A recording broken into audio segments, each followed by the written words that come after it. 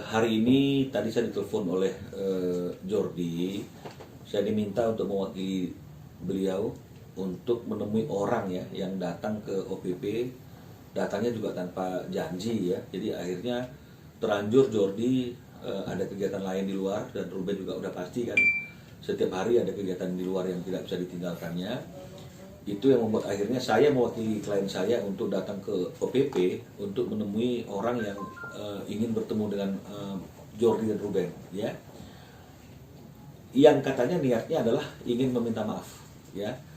Dan orang yang datang ini adalah orang yang sama yang sudah mengupload video permintaan maaf atas tayangan di akun YouTube berkaitan dengan masalah berita pesugihan yang dan telah makan korban dari usahanya si Ruben Onsu ya.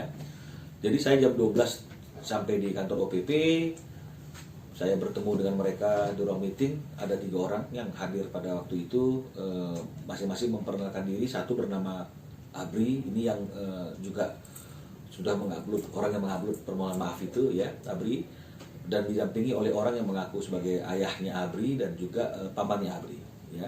Mereka datang dari Pemalang, Jawa Tengah ya. Mewakili itu akun HK itu. Iya, ya mereka si Abrinya kan pas jelas dong, karena Abrinya memang yang udah minta maaf kan, karena memang dia yang membuat tayangan itu ya.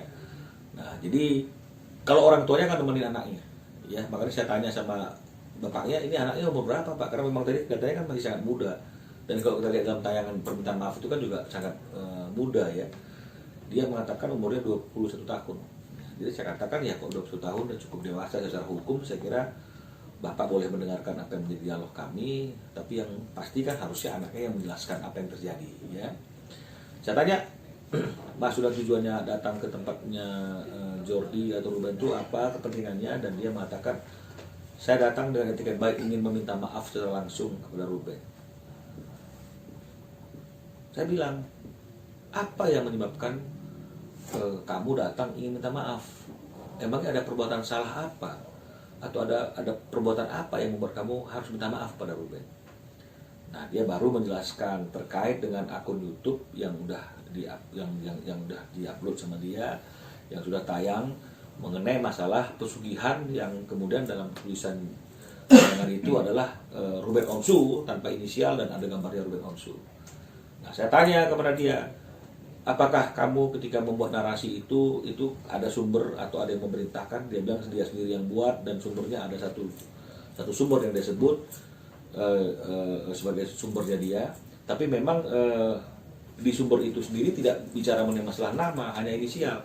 Nah, saya katakan, kenapa kamu berani bahwa tidak punya langsung statement daripada Roy, kamu berani langsung mengkait-kaitkan antara pernyataan Roy tentang masalah pesugihan kepada Ruben. Nah, dia mengatakan bahwa di tayangan yang menjadi sumber kutipannya dia itu, yang kita sudah saksikan walaupun Roy hanya bicara mengenai masalah R inisialnya seperti itu, di komen-komen di bawah itu ada orang yang kemudian R itu Ruben Onsu gitu loh. Jadi dia tergelitik, oh ini kalau dijadikan judul sangat eye-catching.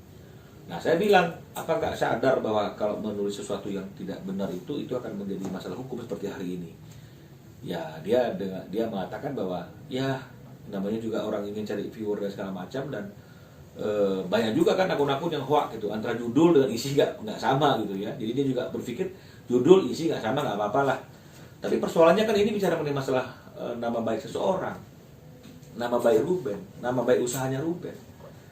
Ya, ini sama seperti misleading information atau informasi yang menyesatkan. Ini akan berdampak luar biasa baik kepada usahanya dan karyawannya, dan juga berdampak kepada pelanggan kan. Saya sudah bicara dengan Ruben bahwa ketika ada orang yang minta maaf ya dia akan memaafkan. Tapi mengenai masalah proses hukum tentu itu sesuatu hal yang berbeda. Karena kalau dalam hukum pidana kan maaf, damai itu tidak menghapus sifat pidananya, tidak menghilangkan perbuatan pidananya. Beda dengan hukum perdata, damai, maaf, selesai. Tapi kalau pidana tidak, ya maaf, damai tidak menghilangkan sifat pidana atau perbuatan pidananya. Nah, jadi tetap prosesnya akan berjalan. Karena kalau prosesnya tidak berjalan, ya bisa-bisa atau kita stop misalnya begitu ya, bisa-bisa orang akan berpikir bahwa laporan itu settingan gitu. Wah, ini settingan aja nih, lapor udah selesai ya. Polisi juga akan bisa berpikir, wah ini kok lembaga kita ini kok jadi lembaga mainan, ini orang lapor-lapor hanya untuk sekedar dapat berita gitu ya, atau menaikkan apalah gitu ya, menaikkan sesuatu gitu ya. Nah itu pasti nggak akan baik. Kita sampaikan kepada mereka agar mereka tidak terlalu berharap ya, agar mereka paham bahwa maaf itu tidak serta-merta menghilangkan perbuatan pidananya. Belum ada permintaan mereka untuk mencabut laporan ya, yang mereka mau hanya mereka minta maaf saja ya, minta maaf saja. Jadi mungkin mereka berpikir ya minta maaf mungkin akan selesai kan gitu ya, tapi ya saya katakan ya ini masalah hukum gitu, hukum pidana gitu. Jadi kita nggak akan ambil langkah hukum seperti ini kalau kemudian kita akhirnya ingin selesai begitu saja. Lebih bagus kemarin kita somasi aja pemilik akunnya ya, tapi kan ini kejahatannya serius kalau menurut saya ya, pesugihan gitu loh, Ruben Onsu, geprek bensu, wah ini kan sangat signifikan ini, karena kan itu nggak bisa dihilangkan begitu saja. Orang udah terlanjur menonton, orang terlanjur melihat, dan itu akan, apa yang ada dalam pikiran masyarakat itu kan berbeda-beda, dan itu pasti akan punya dampak. Ya tadi saya tanya juga sama dia, untuk tayangan itu sampai hari ini sudah berapa tuh yang viewer, yang nontonnya berapa orang tuh? Menurut dia 100.000 cukup banyak kan, 100.000 kita nggak tahu isi kepala 100.000. Kalau 100.000 itu adalah pelanggan yang potensial, kemudian akhirnya mereka berubah untuk tidak menjadikan itu sebagai pilihan, bayangkan ya berapa kerugian yang kita alami gitu loh, hanya sekedar berita-berita iseng mainan untuk agar akun mereka menjadi akun yang dilihat, yang ditonton oleh orang lain. Ya, jadi saya mengatakan bahwa narasi yang dia buat itu kan, apakah dia karang sendiri atau dia mengutipnya dari sumber lain kan begitu. Jadi dia menyebutkan ada satu sumber. Nah, mungkin sumber ini adalah sumber ketika ada Robi, ada Roy, ada yang cewek itu ngomong ciri-ciri orang pesugihan apa gini-gini, inisial G, inisial R, kan mungkin gitu tayangan itu. Dia mungkin ngasihkan itu. Di bawah itu orang-orang berkomentar R-nya Rubennya. Mungkin dari situ, ini mungkin loh ya, dia tiba-tiba punya ide gitu, wah bikin deh. Tapi nggak ada kutipan suara daripada orang-orang itu, dia yang bikin narasi. Apakah begini kan dia yang cerita. Dan saya tanyakan kenapa aku bisa bilang Ruben.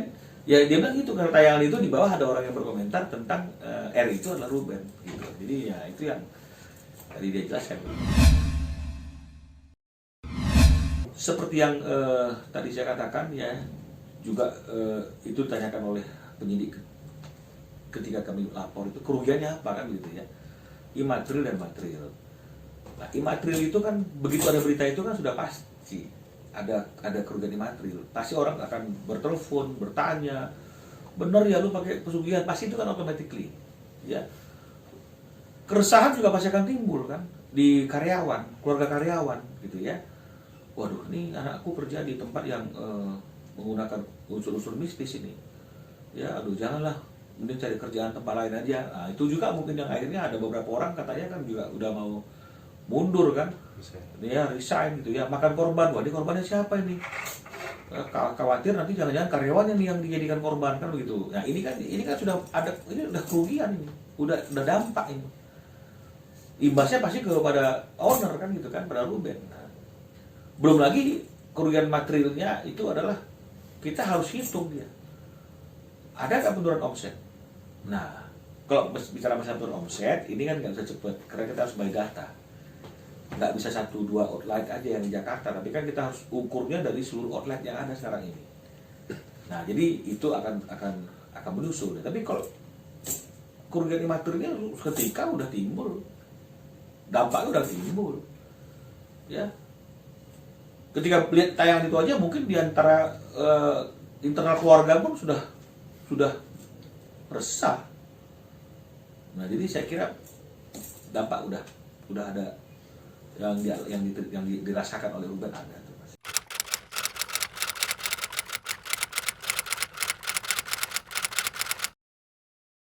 Jadi jangan lupa untuk subscribe Cumi Cumi.